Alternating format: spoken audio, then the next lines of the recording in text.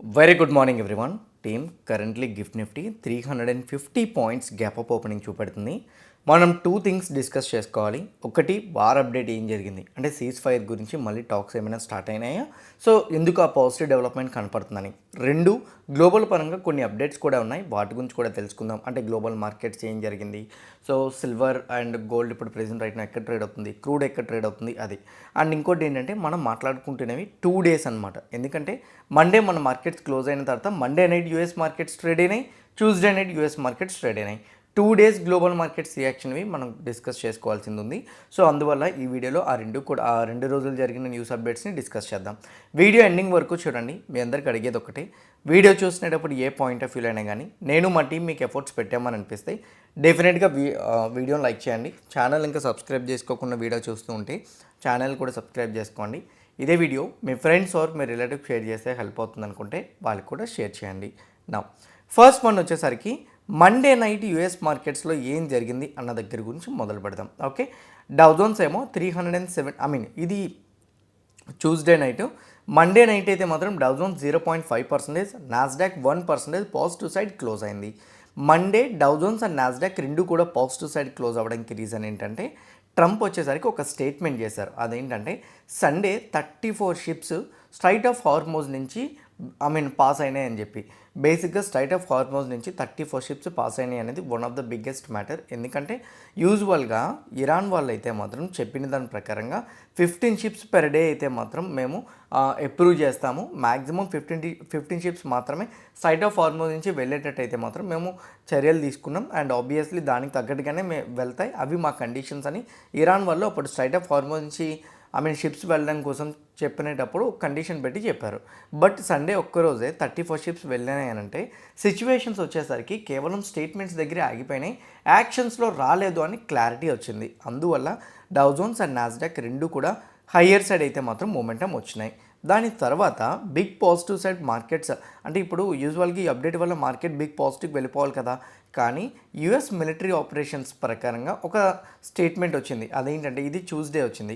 So statement ఏం వచ్చిందనంటే US markets open అవ్వకముందు యుఎస్ మిలిటరీ వాళ్ళవి 10,000 ట్రూప్స్, ప్లేన్స్, షిప్స్ అన్నీ కూడా ఇరాన్ షిప్స్ వెళ్లకుండా ఆపింది అని చెప్పారనమాట. అంటే ఈ స్ట్రైట్ ఆఫ్ హార్మోజ్ నుంచి వేరే కంట్రీ షిప్స్ వెళ్లకుండా ఇరాన్ ఎలా ఆపుతుందో, స్ట్రైట్ ఆఫ్ హార్మోజ్ నుంచి ఇరాన్ షిప్స్ వెళ్లకుండా యుఎస్ వాళ్ళు అయితే మాత్రం మిలిటరీ కంప్లీట్గా ఓకే అవి స్టాప్ చేయడానికి సిద్ధపడ్డాయని క్లారిటీ ఇచ్చారు.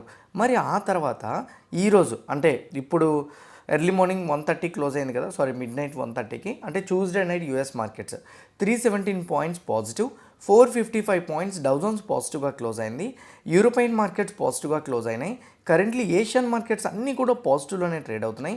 ఇండెక్స్ ఫ్యూచర్స్లోకి వెళ్ళి చూస్తే డవ్ ఫ్యూచర్స్ కానీ ఈవెన్ నాస్డాక్ ఫ్యూచర్స్ కానీ రెండు కూడా 46 పాయింట్స్ పాజిటివ్, 31 పాయింట్స్ పాజిటివ్లో ట్రేడ్ అవుతుంది. కరెంట్లీ గిఫ్ట్ నిఫ్టీ అయితే 23,858 మండే మన క్లోజింగ్ ప్రైస్ అయితే ఇప్పుడు 24,228 దగ్గర చూపెడుతుంది. 350 పాయింట్స్ వరకు గ్యాప్ అప్ ఓపెనింగ్ మార్కెట్లో అయితే మాత్రం కనపడుతుంది. ఎందుకు మార్కెట్స్ 350 పాయింట్స్ వరకు పాజిటివ్ సైడ్ గ్యాప్ అప్ చూపిస్తుంది? రీజన్ ఏంటంటే ఇక్కడ వరకు ఎలానో మనకు అప్డేట్స్ తెలిసినాయిగా, 34 షిప్స్ ఇవన్నీ మండే మార్కెట్ రియాక్షన్కి. కానీ ట్యూస్డే మార్కెట్స్ రియాక్ట్ అవ్వడానికి ట్రంప్ ఒక స్టేట్మెంట్ చేశారు. యుఎస్ ఇరాన్ ఇద్దరి మధ్య కూడా మళ్ళీ పీస్ టాక్స్ కోసం డిస్కషన్ ఇంకొక 2 రోజుల్లో మొదలవుతుంది. పాకిస్తాన్నే నేను వెన్యూ అనుకుంటున్నాను, ఎందుకంటే అసీం మునీర్ అయితే మాత్రం చాలా పర్ఫెక్ట్గా లాస్ట్ టైం అయితే డీల్ చేశారు. ఈసారి కూడా అతనికి ఈ బాధ్యతలు ఇవ్వాలని నేను అనుకుంటున్నాను. మోస్ట్లీ పాకిస్తాన్లోనే మా పీస్ టాక్స్ అనేది బిగిన్ చేస్తామని క్లారిటీ ఇచ్చేశారు. ఏదైతే ఈ అప్డేట్ ఇచ్చారో మళ్ళీ కూడా ట్రంప్ వచ్చేసరికి యుద్ధాన్ని కొనసాగించకుండా సీజ్ ఫైర్ కోసం మ్యాక్సిమం ఎదురు చూసినట్టు ట్రంప్ చెప్పే స్టేట్మెంట్ ద్వారా అర్థమైంది. కాబట్టి ఎంటైర్ గ్లోబల్ మార్కెట్స్ మళ్ళీ పాజిటివ్ డెవలప్మెంట్స్ తీసుకున్నాయి. స్ట్రైట్ ఆఫ్ హార్మోజ్ నుంచి పెద్దగా యాక్షన్ జరగకపోవడంతో ఈవెన్ కమోడిటీస్లో క్రూడ్ కూడా $90.57 per బ్యారెల్కి క్రూడ్ ఆయిల్ WTI క్రాష్ అయితే బ్రెంట్ ఆయిల్ అయితే మాత్రం 94.55కి వచ్చేసింది. ఏదైతే Brent oil crude oil drop అయిందో అది ఇండియన్ మార్కెట్స్ కూడా పాజిటివ్. దానివల్ల మన గిఫ్ట్ నిఫ్టీ ఇంకొంచెం పాజిటివ్ సైడ్ ఓపెన్ అవ్వడానికి పుషప్ ఇచ్చింది అనేది నా ఒపీనియన్. ఇక్కడితో ఆగిపోలేదు. దీని తర్వాత ఇంకోటి కూడా జరిగింది. అదేంటంటే లెబనాన్ వాళ్ళు, ఇజ్రాయెల్ వాళ్ళు ఇద్దరూ కూడా వాషింగ్టన్లో మీట్ అవ్వడానికి అయితే మాత్రం అగ్రీ అయితే మాత్రం అయ్యారు. ఇంతకుముందు లెబనాన్ వాళ్ళు మేము వాషింగ్టన్లో ఇజ్రాయెల్ వాళ్ళని మీట్ అవ్వమని చెప్పారు. కానీ 1993 తర్వాత అప్రాక్సిమేట్లీ 30 సంవత్సరాల తర్వాత ఇప్పుడు మళ్ళీ కూడా ఇజ్రాయెల్ లెబనాన్ వాళ్ళు అయితే మాత్రం డైరెక్ట్గా మీట్ అయ్యి పీస్ డిస్కషన్స్ జరగబోతున్నాయి. ఒక్కవేళ కానీ వీళ్ళిద్దరి మధ్య కూడా పీస్ అంటే ఇద్దరి మధ్య కూడా శాంతియుతంగా రిలేషన్స్ని కంటిన్యూ చేద్దామని చెప్పి కానీ వాళ్ళిద్దరి మధ్య ఒక స్టేట్మెంట్ కానీ వస్తే మాత్రం ఇది కూడా పాజిటివ్గా మారే ఉంటుంది, పాజిటివ్గా మారే అవకాశాలు ఉంటాయి. ఒక పక్క యుఎస్ ఇరాన్ యొక్క సీజ్ ఫైర్, ఇంకో పక్క ఇజ్రాయెల్ లెబనాన్ యొక్క సీజ్ ఫైర్, ఈ రెండు కూడా ఒకేసారి పాజిటివ్ అప్డేట్ రావడంతో గ్లోబల్ మార్కెట్స్ అంత బిగ్ పాజిటివ్ సైడ్ స్టార్ట్ ఇవ్వడం అయితే జరిగింది. ఆన్ ద అదర్ సైడ్ నిన్న యుఎస్ మార్కెట్స్లో ఈవినింగ్ అరౌండ్ 6 o'clockకి core PPI data, PPI month on month data వచ్చింది. లాస్ట్ టైం నెంబర్స్ 0.5%, ఎక్స్పెక్టేషన్ 1.1 నుంచి 1.3 వచ్చింది, పెరుగుతుందని వచ్చింది. కానీ 0.5% వచ్చింది, which is very big positive number. ఏదైతే PPI month on month data వచ్చిందో దీనివల్ల ఫెడ్ ఇంట్రెస్ట్ రేట్స్ మీద వాళ్ళ డెసిషన్ చేంజ్ చేస్తారేమో అనే ఎక్స్పెక్టేషన్స్ కూడా మారినాయి. On the other side US మార్కెట్స్కి ఇంకో పాజిటివ్ అప్డేట్ కూడా వచ్చింది. జేపీ మోర్గాన్ వాళ్ళు, సిటీ గ్రూప్ వాళ్ళు వాళ్ళ రిజల్ట్స్ని పోస్ట్ చేశారు. రిజల్ట్స్ ఆబ్వియస్లీ మీకు తెలుసు కదా, ఇవన్నీ ఫైనాన్షియల్ స్టాక్స్లోనే ఎక్స్పెక్టేషన్స్ నెంబర్స్ని బీట్ చేసి ఎప్పుడైతే రిజల్ట్స్ వచ్చినాయో ఇవి యుఎస్ మార్కెట్స్కి ఇంకొంచెం బూస్టప్ అయితే మాత్రం అయింది. వీటన్నిటి వల్ల డౌ జోన్స్ వచ్చేసరికి 350 పాయింట్స్ గ్యాప్ అప్ ఓపెన్ అవ్వడానికి హెల్ప్ అయిందనేది నా opinion. On the other side Indian మార్కెట్స్లో ఈరోజు గ్యాప్ అప్ ఓపెన్ అయింది. ఎట్లా ఉండే ప్రాబబిలిటీస్ ఉంటుందన్న దాని గురించి మనం మాట్లాడుకుంటే ఒకటి గుర్తుపెట్టుకోండి, మీకు గుర్తుందో లేదో నేను మండే పోస్ట్ మార్కెట్లో ఒక న్యూస్ అప్డేట్ చెప్పాను. మార్కెట్ కంటిన్యూస్ డిక్లైన్ అయింది, మళ్ళీ ఫాలో అవడం స్టార్ట్ అయినప్పుడు ఏదైతే లిటిల్ బిట్ షార్ట్ కవరింగ్లో మొమెంటం వచ్చిందో అందులో 50% లైన్ బ్రేక్ అయితే మళ్ళీ ఫాలో అవడం స్టార్ట్ అవుతుంది. పొజిషనల్గా క్రాష్ రావాలంటే ఈ స్వింగ్లో బ్రేక్ అవ్వాలి, దాన్ని పుల్ బ్యాక్ ప్యాటర్న్ అంటారని చెప్పాను నేను మీకు. నా ఒకవేళ కానీ రికవరీ అవ్వడం స్టార్ట్ అయితే హయ్యర్ లోస్ ఫామ్ చేసినట్టు మనకు కన్ఫర్మేషన్ రావాలని చెప్పాను. ఇది హై, ఇది లో, మళ్ళీ మార్కెట్ అప్ సైడ్ మూవ్ అవ్వడం స్టార్ట్ అయితే రీసెంట్ హై ఏదైతే ఉందో ఆ హైని బ్రేక్ చేయాలి. సో దీన్ని హయ్యర్ లోస్ అంటారనమాట. సో ఈ హైని బ్రేక్ చేసి నెక్స్ట్ హై ఇది క్రియేట్ చేయడానికి ట్రై చేస్తుందని దాని అర్థం. ఈరోజు నిఫ్టీ గ్యాప్ అప్ ఓపెన్ అవుతునేటప్పుడు మార్కెట్లో రీసెంట్ హై ఏదైతే ఉందో approximately I will draw also, so let's wait. So ఈ హై ఏదైతే ఉందో 24,070. So market gap up already open అవ్వడానికి ట్రై చేస్తుంది, దానిపైనే ఓపెన్ అవుతుంది. ఓపెన్ అయిన తర్వాత దీనికి టచ్ చేసి మళ్ళీ పైకి వెళ్తుందా లేకపోతే market gap up and run అవుతుందా అనేది మనం వెయిట్ చేసి చూడాలి. First half an hour wait చేయండి. ఫస్ట్ హాఫ్ అన్ అవర్లో ఒకవేళ కానీ గ్యాప్ అప్ ఓపెన్ అయిన తర్వాత డౌన్ అవుతుందని అనుకోండి, డౌన్ అయితే 24,070 ఇంపార్టెంట్ సపోర్ట్ లెవెల్.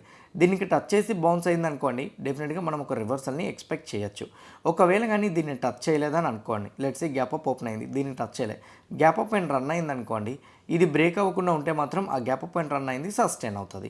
ఇంకోటి గ్యాప్ అప్ అండ్ రన్ అయితే మనకి తక్కువ ఎంట్రీ పాయింట్స్ ఉంటాయి, ఎందుకంటే స్టార్టింగే 350 పాయింట్స్ గ్యాప్ అప్ ఓపెన్ అయ్యి అక్కడి నుంచి గ్యాప్ అప్ అండ్ రన్ అవుతుంది కాబట్టి మోస్ట్లీ సస్టైన్ అవ్వడానికి తక్కువ ప్రాబబిలిటీస్ ఉంటాయేమో అనేది నా ఒపీనియన్. మేబీ ఒకవేళ కానీ మార్కెట్స్లో డిప్ అయి దీనికి టచ్ చేసి బౌన్స్ అయితే మాత్రం మనకు ఒక ప్రాపర్ స్వింగ్ ట్రేడ్ ఇనిషియేట్ చేసుకోవడానికి బెటర్ ఆపర్చునిటీస్ ఉంటాయనేది నా ఒపీనియన్. ఒకవేళ కానీ 24,070 కానీ బ్రేక్ అయిపోయింది అనుకోండి, మార్కెట్ మోస్ట్లీ కన్సాలిడేషన్ ఫేజ్లో ఉండిపోతుంది, అంటే వాలటైల్ ఫేజ్లో ఉండడానికి ఛాన్సెస్ ఉంటాయి. ఏదైతే నిఫ్టీకి మనం మాట్లాడుకున్నామో ఎగ్జాక్ట్ సెన్సెక్స్ కూడా అంతే. సెన్సెక్స్కు ఉన్న హై 77,630, రీసెంట్ హై అయితే మాత్రం నాకు అదే అనిపించింది. ఇక్కడ క్లియర్గా చూడండి 77,600. ఎనీథింగ్ మార్కెట్ గ్యాప్ అప్తో ఓపెన్ అయిన తర్వాత దీన్ని రీటెస్ట్ చేసి పైకి వెళ్ళొచ్చు, ఓకే, లేదా గ్యాప్ అప్ అండ్ రన్ అయ్యి market mostly positive side sustain అవ్వడానికి అవకాశాలు అయితే ఉంటాయి. When it comes to bank నిఫ్టీకి ఉన్న one of the resistance level 55,964, around 56,000 అని మనం అనుకోవచ్చు.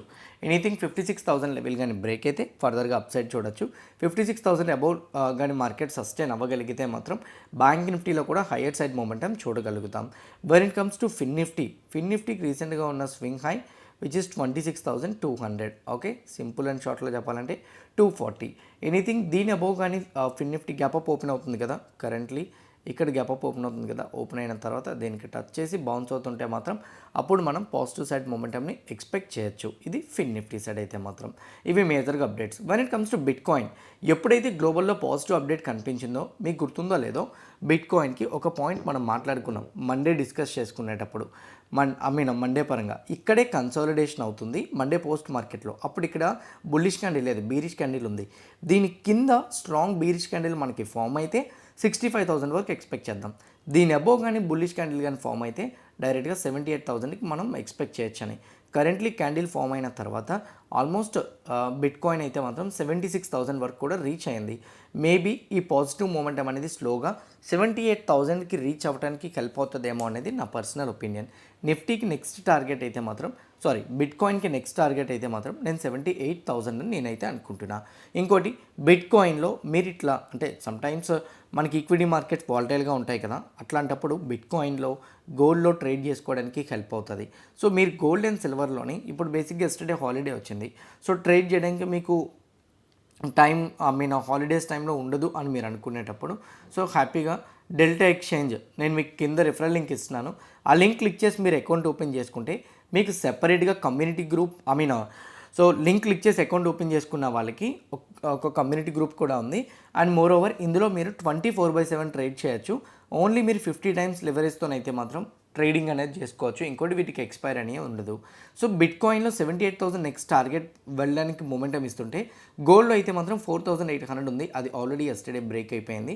మేబీ గోల్డ్ పరంగా అయితే మాత్రం 5,000కి రీచ్ అవ్వడానికి ఛాన్సెస్ ఉంటుంది. ఎందుకంటే రెసిస్టెన్స్ లెవెల్ బ్రేక్ అయిన తర్వాత నెక్స్ట్ టార్గెట్ గోల్డ్కి 5,000 అనేది నా ఒపీనియన్.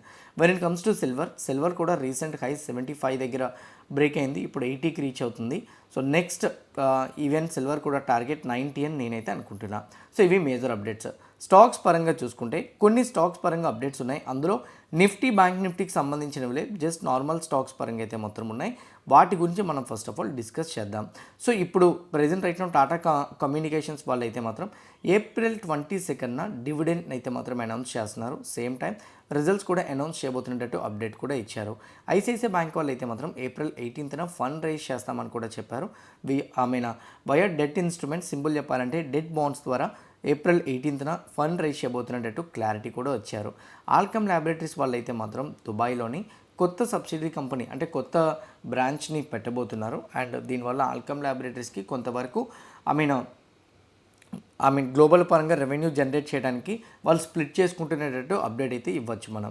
సిటీ యూనియన్ బ్యాంక్ వాళ్ళు అయితే మాత్రం కేరళలో, మధ్యప్రదేశ్లో, తెలంగాణలోని సో వాళ్ళు న్యూ బ్రాంచెస్ అయితే మాత్రం ఓపెన్ చేస్తున్నారు. అప్రాక్సిమేట్లీ 6 న్యూ బ్రాంచెస్, టోటల్ వాళ్ళ కౌంట్ 957కి వెళ్ళింది.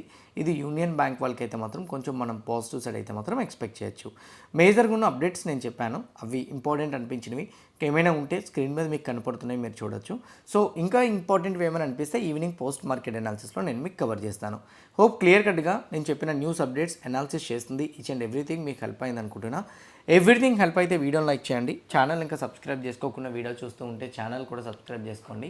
ఇదే వీడియో మీ ఫ్రెండ్స్ ఆర్ మీ రిలేటివ్స్ షేర్ చేస్తే హెల్ప్ అవుతుంది అనుకుంటే వాళ్ళు కూడా షేర్ చేయండి. See you all today evening at 5 PM in post market analysis. All the best everyone. Bye bye.